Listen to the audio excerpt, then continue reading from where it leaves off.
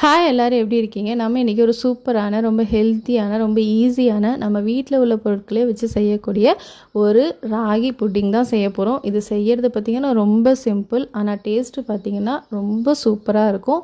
எல்லாருக்கும் கண்டிப்பாக பிடிக்கும். இதில் வந்து நம்ம எந்த சுகருமே ஆட் பண்ண போகிறதில்ல. சுகர் கட் ரெசிபி தான் இது, கம்ப்ளீட்லி சுகர் கட். இது வந்து நீங்கள் வெயிட் லாஸ் பண்ணணுன்னு நினைக்கிறவங்க, இல்லை குழந்தைங்களுக்கு நல்ல ஹெல்த்தியான ஸ்நாக்ஸ் கொடுக்குன்னு நினைக்கிறவங்க கண்டிப்பாக இதை நீங்கள் ட்ரை பண்ணி பார்க்கலாம். உங்களுக்கு இந்த வீடியோ பிடிச்சிருந்துச்சுன்னா சேனல் சப்ஸ்கிரைப் பண்ணிக்கோங்க. இந்த மாதிரி இன்னும் நிறைய ரெசிபி வேணும்னா கமெண்ட் செக்ஷனில் சொல்லுங்கள். இப்போது இந்த ராகி புட்டிங் பண்ணுறதுக்கு நான் ஸ்வீட்னஸ்க்காக டேட்ஸ் எடுத்திருக்கேன். இந்த டேட்ஸ் மட்டும்தான் வந்து நம்மளுக்கு இந்த ரெசிபிக்கு ஸ்வீட் கொடுக்க போகுது. அதனால் நான் கிட்டத்தட்ட 10லேருந்து 12 டேட்ஸ் எடுத்திருக்கேன்.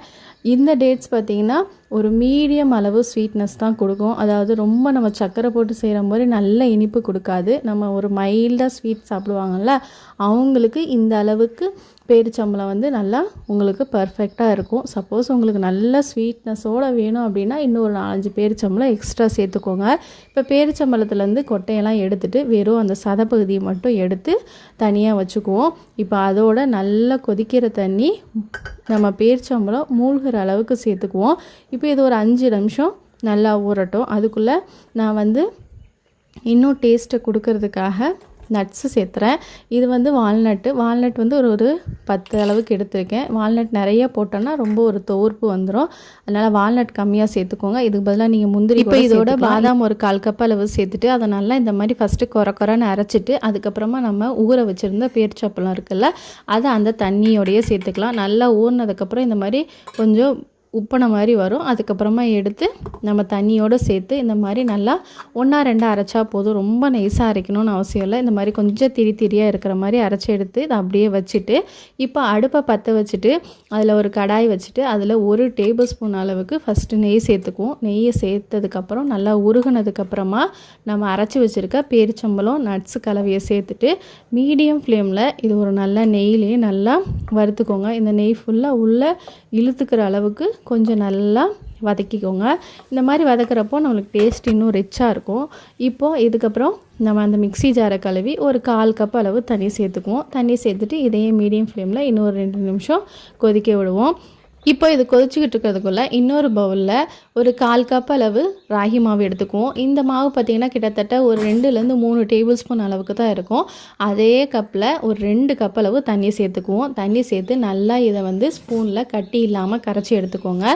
கட்டி இல்லாமல் இருந்தால் தான் நம்ம கிளறப்ப ஈஸியாக இருக்கும். நீங்கள் டைரெக்டாக வந்து ராகி மாவை சேர்த்துடக்கூடாது. இந்த மாதிரி தண்ணியில் நல்லா கரைச்சிட்டு அதுக்கப்புறமா எடுத்து நம்ம கிளறிட்டு இருக்கோம்ல, அதாவது வெந்துக்கிட்டு இருக்குல்ல நம்மளோட டேட்ஸ் நட்ஸு, அதோடு சேர்த்து நல்லா கிளறுங்க. கிளறின ஒரு நிமிஷத்துலேயே பார்த்திங்கன்னா நல்லா தண்ணியெல்லாம் இருத்து நம்மளுக்கு நல்லா திக்காக ஆரம்பிச்சிரும். தண்ணியெல்லாம் நல்லா உள்ளே இழுத்துக்கும். பாருங்கள், ஒரு நிமிஷத்துலேயே இப்படி ஆயிடுச்சு. இதே மாதிரியே மீடியம் ஃப்ளேமில் நல்லா கிளறிக்கிட்டே இருந்தீங்கன்னா ஒரு 2 நிமிஷத்தில் இந்த மாதிரி ஆயிரும். ரொம்ப டைம்லாம் எடுத்துக்காது.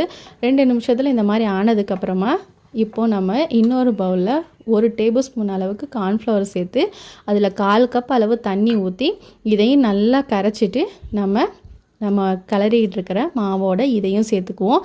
இந்த கார்ன்ஃப்ளவர் பார்த்திங்கன்னா நம்மளுக்கு வந்து ஒரு புட்டிங்கோட ஸ்ட்ரக்சர் வர்றதுக்காக மட்டும்தான் சேர்த்துறோம், வேறு எந்த காரணத்துக்காகவும் கிடையாது. இப்போ நம்ம ராகி மாவும் நட்ஸும் மட்டும் சேர்த்தனோன்னா கொஞ்சம் ஸ்பூனில் எடுத்து சாப்பிட்ற மாதிரி கொஞ்சம் கொலான்னு இருக்கும். இப்போ நம்ம கார்ன்ஃப்ளவர் சேர்த்தனால இது வந்து நம்ம கட் பண்ணி புட்டிங் மாதிரி ஸ்பூனில் எடுத்து சாப்பிட்ற மாதிரி கரெக்டாக இருக்கும்.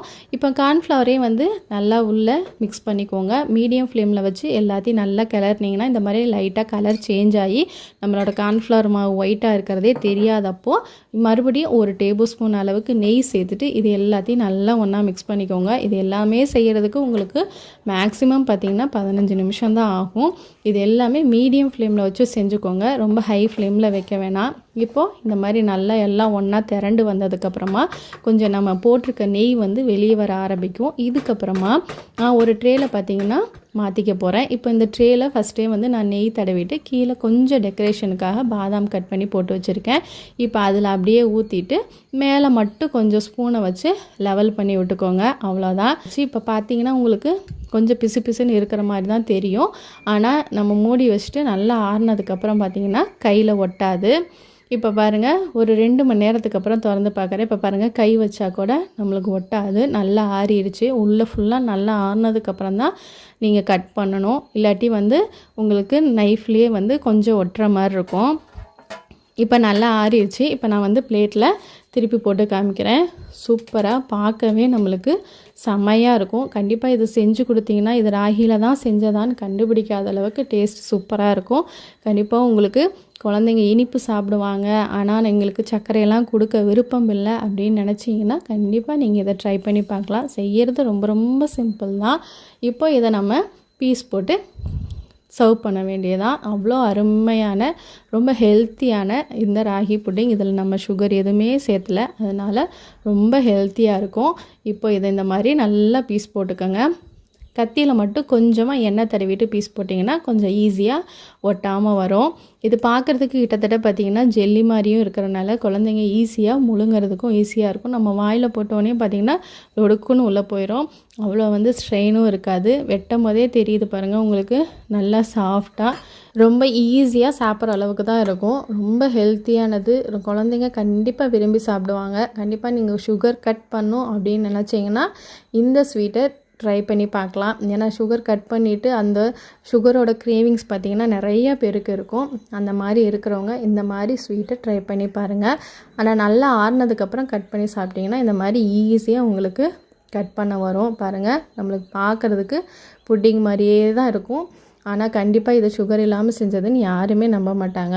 பாருங்கள், உங்களுக்காக கையிலையும் பிச்சு காமிக்கிறேன். சூப்பராக ரொம்ப டேஸ்டியானது. கண்டிப்பாக ட்ரை பண்ணுங்கள். உங்களுக்கு இந்த மாதிரி சுகர்லெஸ் ரெசிபீஸ் நிறையா வேணும் அப்படின்னா கமெண்ட் செக்ஷனில் சொல்லுங்கள். உங்கள் எல்லோரும் இன்னொரு இன்ட்ரெஸ்டிங்கான ரெசிபியோடு சந்திக்கிறேன். அது வரையும் டேக் கேர். பாய்.